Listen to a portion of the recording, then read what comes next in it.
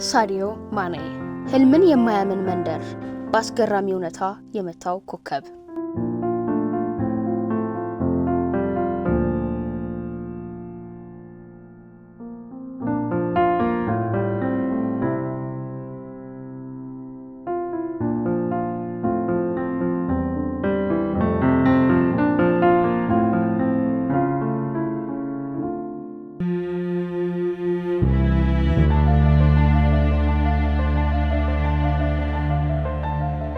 ሳዲዮ ማኔ የተወለደው ባምባሊ ሴኔጋል ውስጥ ነው።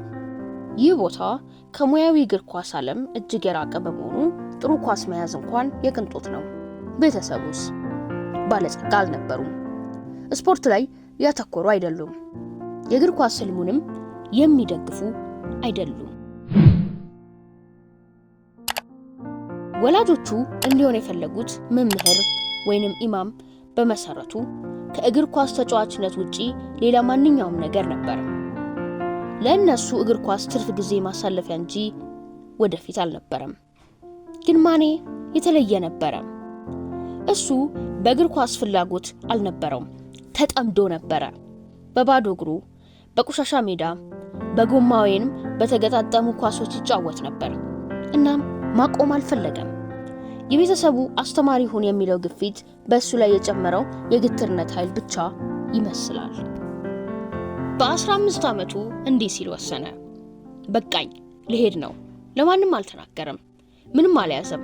ለማንም ሳይናገር በቀጥታ ዳካር የሴኔጋል ዋና ከተማ 7 ሰዓት ርቀት ላይ ቤተሰቡ ያላመኑበትን ህልሙን ለመከታተል ቃል በቃል ሮጠ።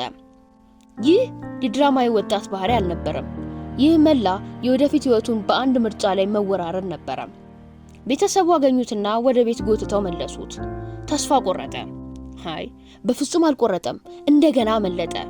የዚህ ልጅ ጽናት ኒውክሌር ደረጃ ያለው ነበረ። ምናልባት በባምባሊ ውስጥ ያለው እውነተኛ የኃይል ማመንጫ እሱ ራሱ ነበር። በዳካር ለሙከራ ሲሄድ የደረሰው ልብስ ይህን ይመስላል። የተቀደደ ቁምጣ፣ የማንኛውም ሰው የሆነ ትልቅ ቲሸርት፣ የማይመጥኑት ቦቲ ጫማዎች።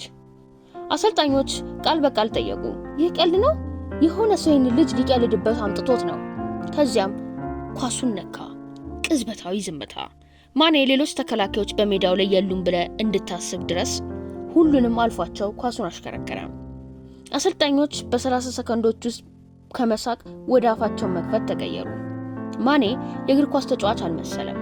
ይልቁንም ማንም ተከላካይ የማይፈልገው ችግር መስሎ ታየ። በጥቂት ወራት ውስጥ የሴኔጋል አካዳሚን ተቀላቀለ። ከዚያም ወደ ፈረንሳይ ወጣቶች ውድድር ተጠራ። ስካውቶች አዩት። ኤፍሲ ሜቴስ ፈረሙበት። ማኔ ከአንድ ዝላይ ጋር ከመንደር ሜዳዎች ወደ አውሮፓ እግር ኳስ ተሸጋገረ። ለቤተሰቡ አስተማሪ መሆን እችላለሁ፣ ነገር ግን መጀመሪያ ሻምፒዮንስ ሊግን ላሸንፍ የሚል መልእክት የላከ ያህል ነበረ። ፈረንሳይ የነበረው ህይወት አስቸጋሪ ነበር። ምናልባት ሜትዝ ውስጥ ከሜዳው ይልቅ የህይወቱ ሜዳ የበለጠ አስቸጋሪ ሆኖ ነበረ።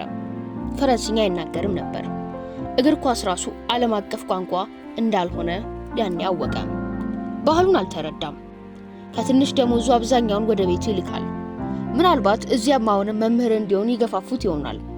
ጉዳቶች አጋጥመውታል። ያለ ማቋረጥ ራሱን ይጠራጠር ነበረ። ግን ማቆም ይህ በዲኤንኤ ውስጥ አልነበረም። ተው የሚለውን ቃል ሰምቶ ያውቅ እንደሆነ እርግጠኛ አይደለንም። ችግሮች በኃይል አልፏል። ተሻሻለ።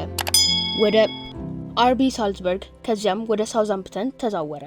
ሳልዝበርግ የሰጠውን የገንዘብ መጠን ከባምባሊ ለቤተሰቡ ከሚልከው ጋር ሲነጻጸር አስቂኝ ነበረ። በሳውዛምፕተን ሳለ የፕሪሚየር ሊግ ተከላካዮችን ማስጨነቅ ጀመረ። ፈጣን ሆነ፣ የተሻለ ሆነ፣ ኃይለኛ ሆነ። በሜዳ ላይ ጩኸት የሌለው አደጋ ሆነ። ተከላካዮች እሱን መቆጣጠርን በህይወት የመትረፍ ስልጣን አድርገው ይቆጥሩት ነበረ። ከዚያም ትልቁ ጥሪ መጣ። የርገን ክሎፕ ለሊቨርፑል ፈረመው። ይህ ማኔ ከተስፋ ሰጪ ተሰጥኦ ወደ ዓለም አቀፍ ኃይለኛነት የተቀየረበት ቦታ ነው። ክሎፕ ማኔን በወሰደ ጊዜ በእርግጠኝነት ያየው የኳስ ችሎታውን ብቻ ሳይሆን ያንን የባምባሊ ግትርነት ነበረ። በሊቨርፑል ውስጥ ታሪካዊ አጥቂ ሶስትዮሽ ማኔ፣ ሳላ እና ፌርሚኒዮ አካል ሆነ። ማንም ሊቆም የማይችለው የሶስትዮሽ ሲኦል በመባል ይታወቁ ነበር። ሻምፒዮንስ ሊግን አሸነፈ። ወላጆቹ የኢማምነት ስራ እንዲቀበል አሁንም የጠየቁት ይመስላል። ፕሪሚየር ሊግንም አሸነፈ። ወርቃማ ጫማንም አሸነፈ። የፊፋ ክለቦች ዓለም ዋንጫን አሸነፈ። የአፍሪካ ኩራት ሆነ። ለባላንዶር ተፎካካሪ ሆነ። እሱ አልተሳካላትም። ይልቁንም ጠንክሮ መስራት ውጤት እንደሚያስገኝ የሚያሳይ ምልክት ሆነ። ሱፐርስታር ከሆነ በኋላ ማኔ ወደ መንደሩ ተመለሰና የሚከተሉትን ነገሮች ሰራ። ሆስፒታል፣ ትምህርት ቤቶች፣ ስታዲየም፣ መጨረሻ በባምባሊ ውስጥ መጫወት የሚችልበት ጥሩ ሜዳ ፈጠረ። መንገዶች፣ ለቤተሰቦቹም የሚከተሉትን ሰጠ። ነፃ ገንዘብ፣ ምግብ፣ ልብሶች። በመንደር ውስጥ ላለ እያንዳንዱ ሰው የገንዘብ ድጋፍ አደረገ። ምክንያቱም እሱ እንደተናገረው 10 ፌራሪ ምን አስነዳኝ፣ የቅንጦት ነገሮች አያስፈልጉኝም፣ ህዝቤ በተሻለ ሁኔታ እንዲኖር እፈልጋለሁ። ዓለም የሚወደው ለዚህ ነው። ስኬት አልለወጠውም፣ ይልቁንም ሌሎችን እንዲለውጥ ኃይል ሰጠው። የማኔ ታሪክ እድል አይደለም፣ እሱም የሚከተለው ነው። ማቆምንም ቢማለት፣ ሁኔታዎችን በሩጫ ማለፍ፣ እብደት የሚመስል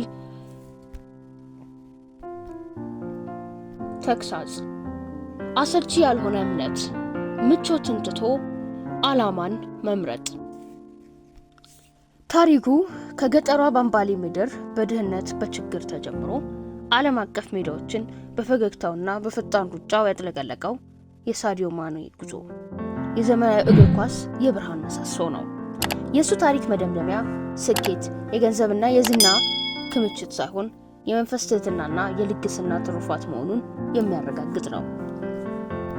ማኔ በሊቨርፑል ቆይታው ከመሐመድ ሳላህና ከሮቤርቶ ፌርሚኒዮ ጋር በመሆን የፈጠረው አስፈሪ የጥቃት ሶስትዮሽ የአውሮፓ እግር ኳስ ለጊዜው ዘግቷል። የሻምፒየንስ ሊግን፣ የፕሪሚየር ሊግንና ሌሎች ዋንጫዎችን በማንሳት የክለብ ደረጃውን አጠናቀቀ። በብሔራዊ ቡድን ደረጃም ለሀገሩ ሴኔጋል ዋነኛ ተስፋ በመሆን በመጨረሻም የ21 የአፍሪካ ዋንጫን ሲያጎናጽፍ ክብሩ ከፍተኛ ደረጃ ላይ ደረሰ። 2 ጊዜ የአፍሪካ ምርጥ ተጫዋች በመባሉ ደግሞ የብቃቱ ማዕተብ ሆኗል። ሳዲዮ ማኔ በታሪክ ውስጥ ልዩ የሚያደርገው የእግር ኳስ ችሎታው ብቻ አይደለም።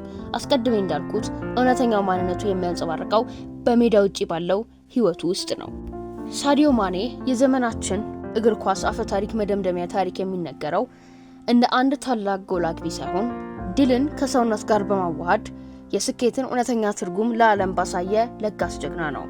የእሱ ቅርስ የሚያበራው በሜዳሊያዎች ብዛት ሳይሆን በእርሱ እርዳታ በብርሃን ያበሩት በሺዎች የሚቆጠሩ የሴኔጋላውያን ህይወት ነው።